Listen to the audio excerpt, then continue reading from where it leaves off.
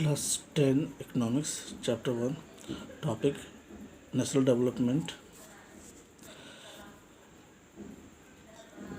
means राष्ट्रीय विकास इसके बारे में बताया जा रहा है. If as we have the seen above the individual seek there then their nation of national development is also likely to be different. Discuss among the yourself on what India should do for development. यहाँ पर जो हमें बताया जा रहा है, जैसा कि हम लोग देख चुके हैं कि जो हमारा जो लक्ष्य होता है या गोल जो होता है वो सबका एक जैसा नहीं, सबका अलग अलग होता है. इस विषय में हम लोगों ने प्रीवियस चैप्टर में बातें भी की है. कुछ ऐसी चीज़ें है जैसे कि अगर हम देखा जाए तो हर विषय पर चर्चा किया जाए तो भारत को विकास के लिए क्या करना चाहिए.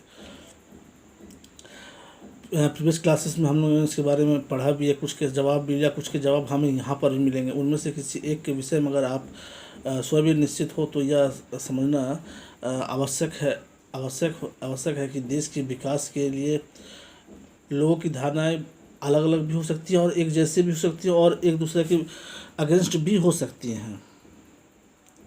लेकिन क्या सभी को हम इम्पोर्टेंस देना चाहिए.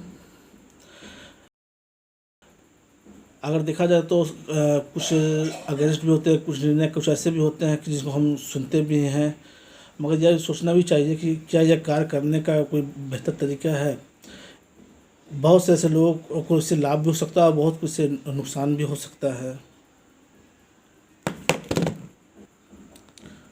नेक्स्ट टॉपिक जो हमारा है, how to compare different countries और स्टेट. विभिन्न देशों या राज्यों की तुलना कैसे की जाती है. तो यहाँ पर ये बताया जाएगा. अगर हम पूछ सकते हैं कि अगर डेवलपमेंट का मतलब क्या होता है तो वो अलग अलग हो सकता है, या फिर कुछ देश में विकसित और अब जो अंडर डेवलपमेंट कंट्री वहाँ कहा जाए ये अलग अलग भी हो सकता है. जब हम भिन्न भिन्न अलग अलग चीज़ों को कंपेयर करते हैं तो उसमें हमें अंतर देखने को मिलता है. इसकी तुलना करने पर हमें ये सारे पहलुओं के बारे में हमें जिससे जानकारी मिलती है. ये तय नहीं है कि जो ऊंचाई, स्वास्थ्य, प्रतिभा, रुचि और चीज़ें वहाँ पर है वो यहाँ पर भी हो. कुछ में अंतर भी हो सकता है. हो सकता है कि कुछ अगर क्लास में ही देखा जाए तो हो सकता है कि कुछ विद्यार्थी स्वस्थ है, कुछ पढ़ाकू हैं, कुछ पढ़ने में किसी को इंटरेस्ट नहीं होता है, कोई बच्चा बहुत ही बुद्धिमान भी हो सकता है. तो इस तरह से हम इसको अलग अलग भी कर सकते हैं. हम जो तरीका अपना रहे हैं तुलना का वो निर्भर करता है खेलकूद, वाद विवाद, टीम, संगीत, पिकनिक, सबके चयन के अलग अलग मानदंड होते हैं. फिर भी अगर हम किसी उद्देश्य से किसी क्लास से किसी बच्चे को विकास के बारे में मानक चाहिए तो उसे हम कैसे चुनेंगे. सामान्यतः हम व्यक्तियों की या एक या दो महत्वपूर्ण विशिष्टताओं लेकर उसके आधार पर हम तुलना कर सकते हैं. हम किसी व्यक्ति की खास रुचि को लेकर हम उसके बारे में कुछ निर्णय बना सकते हैं. यही बात विकास पर लागू होती है. देशों की तुलना करने के लिए हम उसकी आय महत्वपूर्ण विशिष्टता समझ जाती है. जिन देशों की आय अधिक होती है उनमें कम आय वाले देशों से अधिक विकसित समझा जाता है.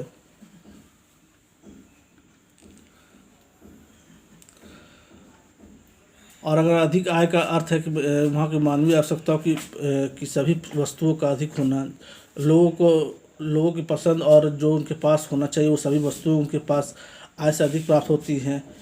इसलिए ज़्यादा आय अपने आप में एक महत्वपूर्ण लक्ष्य समझा जाता है.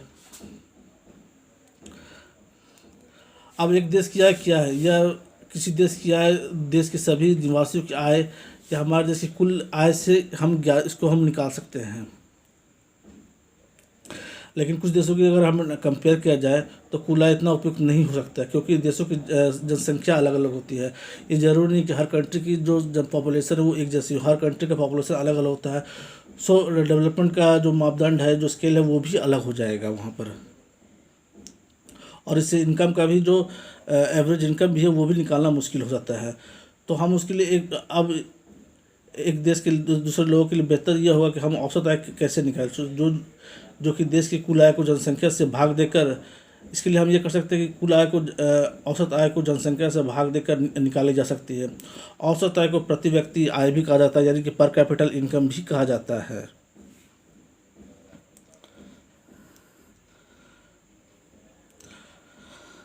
नेक्स्ट जो है कि विश्व बैंक जो हमारा है वो की रिपोर्ट के अनुसार देशों का जो डिवाइड किया गया उसको इस मापदंड में किया गया जिस देश जिनकी जो देश 2013 में जिनकी प्रति व्यक्ति आय 12,736 रुपये पर एनम थी, उन्हें संपन्न माना गया था। उसे समृद्ध देश और वे देश जिनकी प्रति व्यक्ति आय कम थी उसे कम मीडियम में रखा गया। भारत मध्य वर्ग आय वाले देशों में आता है जिनकी प्रति व्यक्ति आय 1570 रुपये पर एनम है। समृद्ध जो देश है जिनमें मध्य पूर्व के देश भी कुछ है, अन्य छोटे देश भी शामिल हैं और आमतौर पर विकसित देश कहा जाता है।